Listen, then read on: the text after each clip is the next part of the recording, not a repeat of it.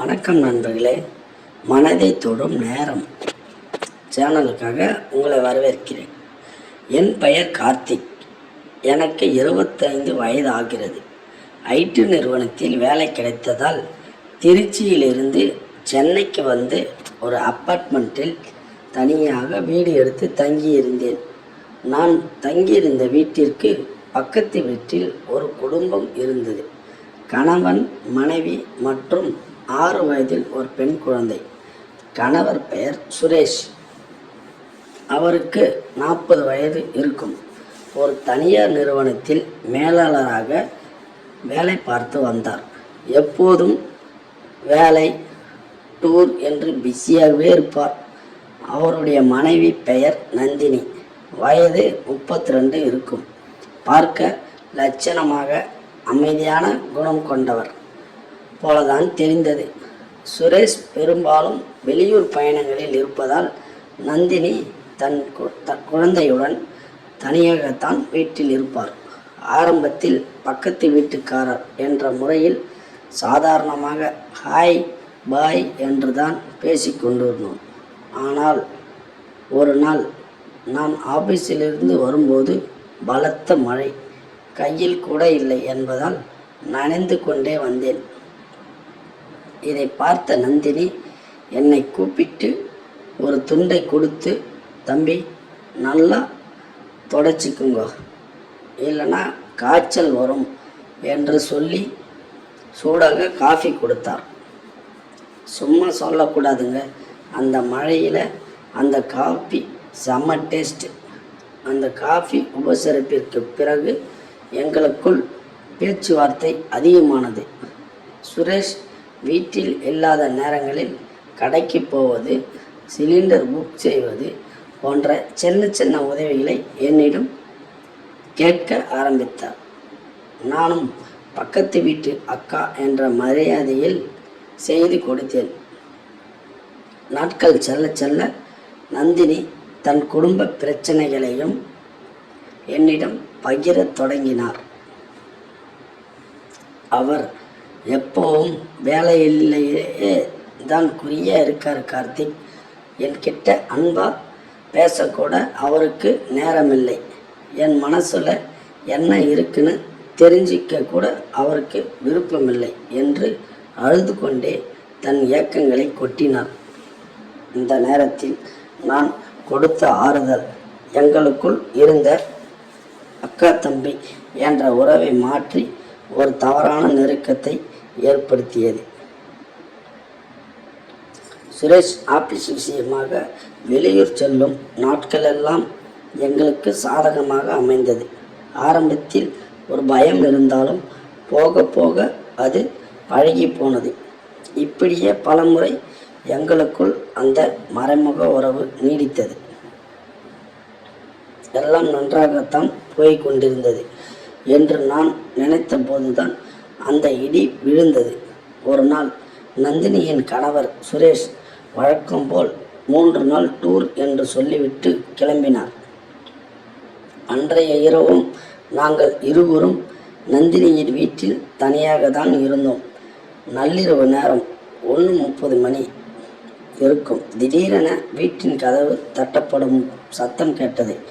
எங்களுக்குள் பயத்தில் ரத்தம் உறைந்தே விட்டது.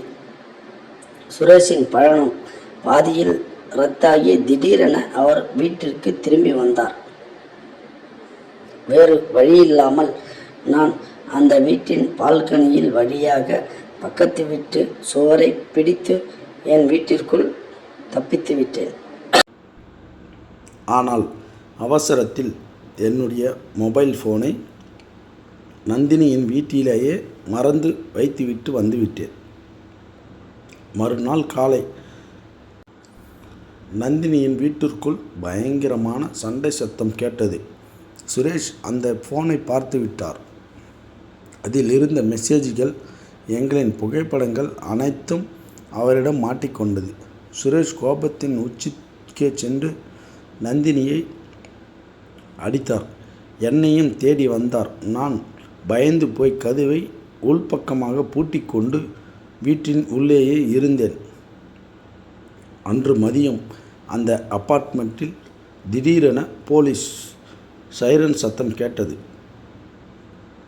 என்னவென்று பதற்றத்துடன் வெளியே வந்து பார்த்தபோது எனக்கு தூக்கி வாரி போட்டது.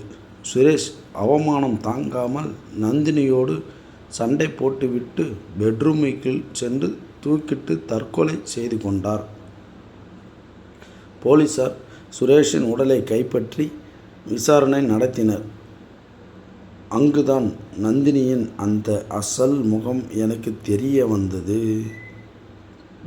போலீஸ் விசாரணையில் தன் மீதும் தன் குடும்பத்தின் மீதும் பழி வந்துவிடக்கூடாது என்பதற்காக நந்தினி மொத்த பழியையும் என் மீது திருப்பினாள். இந்த தம்பி தான் என்னை ஃபோனில் ஆபாசமாக பேசி மிரட்டினான். என் கணவர் இல்லாத நேரத்தில் வீட்டுக்குள் புகுந்து என்னை கட்டாயப்படுத்தினான். இதை என் கணவர் பார்த்துவிட்டதால் தற்கொலை செய்து கொண்டார் என்று அழுது கொண்டே போலீசிடம் வாக்குமூலம் கொடுத்தாள். போலீசார் உடனடியாக என்னை கைது செய்தனர். என்னுடைய மொபைல் ஃபோன் மெசேஜ்கள் அனைத்தையும் ஆதாரமாக மாறின. நான் எவ்வளவோ உண்மையை சொல்லியும் சட்டம் அதை ஏற்கவில்லை. சுரேஷ் தற்கொலைக்கு தூண்டுதலாக இருந்ததாக என் மீது வழக்கு பதிவு செய்யப்பட்டு நான் சிறையில் அடைக்கப்பட்டேன். என் பெற்றோர் வளர்த்த வளர்ப்பு, என் படிப்பு, கௌரவமான ஐடி வேலை என என்னுடைய மொத்த எதிர்காலமும் அந்த ஒரு தவறான ஆசையால் ஒரே நாளில் சாம்பலாகி போனது. நந்தினியின் கணவனை இழந்து ஊர்வாய்க்கு பயந்து குழந்தையுடன் எங்கோ ஓடிவிட்டாள். நண்பர்களே, இந்த கதையிலிருந்து நாம் தெரிஞ்சிக்க வேண்டியது என்னன்னு பார்த்தீங்கன்னா, மிக முக்கியமான விஷயம் என்னன்னா, கண நேர இன்பம், ஆயுள் கால துன்பம். ஒரு சில நிமிட ரகசிய சந்தோஷம் ஆரம்பத்தில் இனிமையானதாக தோன்றலாம். ஆனால் அதன் முடிவு உங்களை நடுத்தெருவிற்கோ அல்லது சிறைச்சாலைக்கோ கொண்டு சேர்க்கும். அதிர்ச்சியை தரும் துரோகம். எல்லையை தாண்டிய உறவுகளில் உண்மையான அன்பு இருக்காது. ஆபத்து என்று வரும்போது தங்களை காப்பாற்றிக் கொள்ள உங்களை பலிகடா ஆக்க தயங்க மாட்டார்கள். கட்டுப்பாடு தான் வாழ்க்கை. குடும்ப வாழ்க்கையில் குறைகள், சண்டைகள் இருக்கலாம். அதற்காக தவறான பாதையை தேர்ந்தெடுப்பது என்பது தீர்வாகாது. ஒழுக்கமும் சுய கட்டுப்பாடும் இல்லாத வாழ்க்கை எப்போதுமே அழிவை நோக்கித்தான் செல்லும். இளைஞர்களே, உங்களுடைய கவனம் எப்போதும் உங்களின் கேரியர் மற்றும் குடும்பத்தின் மீது மட்டுமே இருக்கட்டும். இப்படிப்பட்ட தவறான ஈர்ப்புகளில் விழுந்து உங்கள் வாழ்க்கையை நீங்களே அழித்து கொள்ளாதீர்கள். இந்த கதை உங்களுக்கு ஒரு விழிப்புணர்வை தந்திருக்கும் என்று நம்புகிறேன். இந்த வீடியோ பிடிச்சிருந்தா மறக்காமல் நம்ம சேனலுக்கு சப்ஸ்கிரைப் பண்ணி சப்போர்ட் பண்ணுங்கள். நண்பர்களே, இந்த வீடியோவை உங்கள் நண்பர்களுக்கு ஷேர் பண்ணுங்கள். நன்றி, வணக்கம். இதுபோன்ற பல்வேறு வகையான வீடியோக்களுக்கு நம்ம சேனலை மறக்காமல் சப்ஸ்கிரைப் பண்ணிங்க.